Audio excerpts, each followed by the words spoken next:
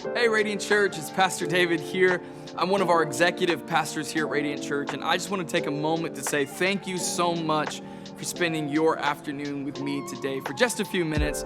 If you're new to our church or maybe new to what's been happening in the last few weeks within Radiant Church, we've been spending every single day throughout this COVID-19 season of just sending you some encouragement, giving you some devotionals, some things to help lift your spirits in the midst of this season. And so before I move anywhere further, if you don't know, I actually pastor and lead all of our creative, worship, and production teams.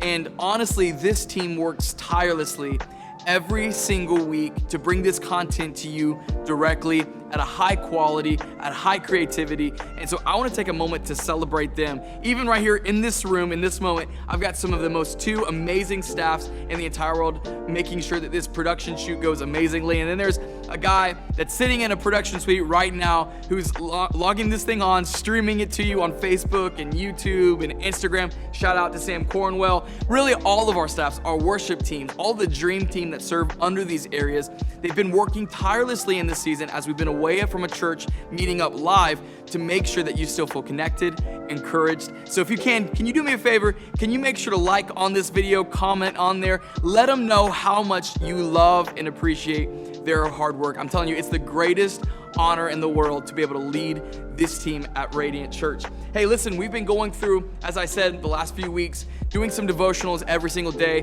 to kind of uplift your spirits. And so it really started off with my mentor and spiritual father, Dr. Doug Lay. Come on, how about Dr. Doug? If you loved his week, make sure to give him some likes and some comments on there.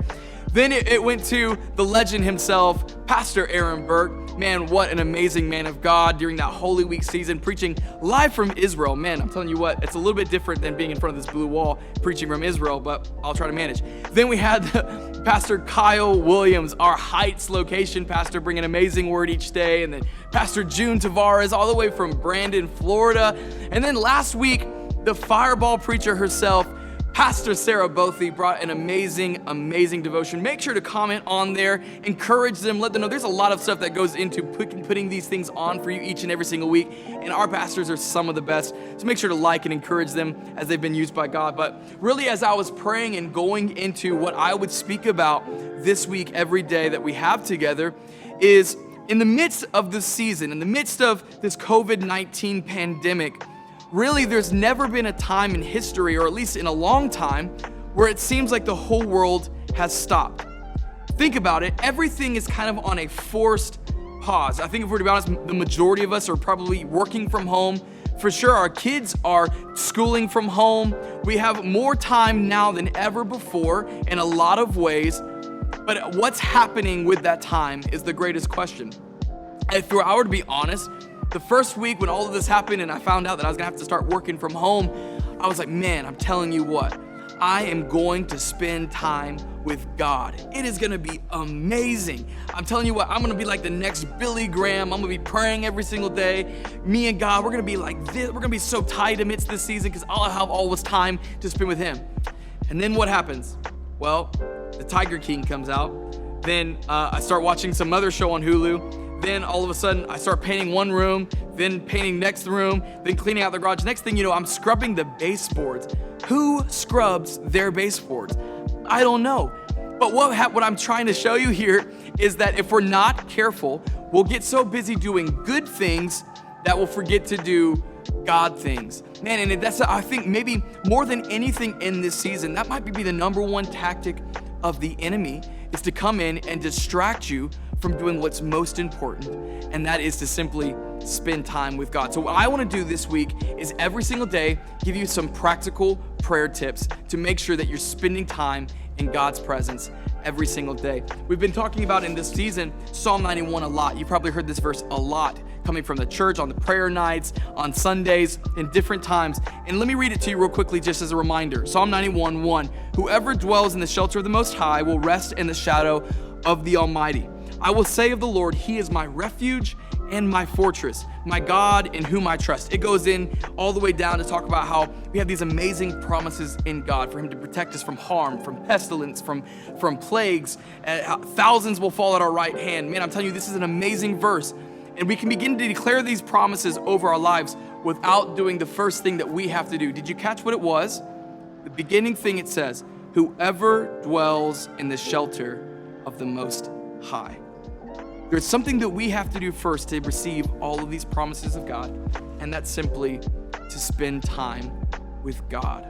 I want to encourage you in this season, are you maybe getting more distracted by shows, by doing things around the house, by trying to be productive, that you're actually not making the most of the season with time with God? Man, I want to encourage you that actually that's the most important thing that you can do. Psalms 16:11, it says, "You make known to me the path of life. In your presence there is fullness of joy. At your right hand are pleasures forevermore." Man, what's that restlessness that you're feeling in this season?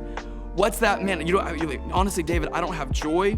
I don't have peace in this moment. I'm telling you, prayer and spending time with God is the most important thing. And I think oftentimes we think that prayer is a mean to an end. Spending time with God is a mean to an end, when honestly, He is the end. Spending time with Him in His presence is the ultimate goal, the ultimate satisfaction. Oswald Chambers writes this: prayer doesn't fit us for the greater work. Prayer is the greater work. Leonard Ravenhill, one of my favorite theologians, goes on to say, you can't live wrong and pray right. Whew, I'm telling you what, that's a good quote. Are you not living the way that you know you should be? Are you not fulfilling that purpose that's on your life? Are you struggling to find that fullness of joy in this season? I want to encourage you, spend time with God. And here's the great thing that we have to know: He wants to spend time with you. Imagine that. The God of the universe wants to spend time with you. So there's one practical thing, and this is practical tip number one, that you have to do today. And that's just simply to say yes. To simply say yes. And I want to give you an opportunity right after this. I want to encourage you, wherever you're at, maybe you're at lunch, maybe you're in your car, maybe you are at home with the kids, wherever you're at, after this video, I want to encourage you to simply take a moment and pray. And I'm going to give you a prayer to pray. But the gist of it is to simply say yes. To say yes. And I promise you, every day this week, if you just simply say yes to spending time with God, you will experience a joy, you'll experience a peace, you'll experience life everlasting the more you develop this muscle of prayer. And I'm excited to hear about it. Let me pray for you. I encourage you, right after you get off of this, pray something like this. Say, Dear God, I ask in this moment, Lord, would you meet with me? Lord, I say yes to spending time with you today. Lord, as I commit to spending time with you, would you continue to pour into me?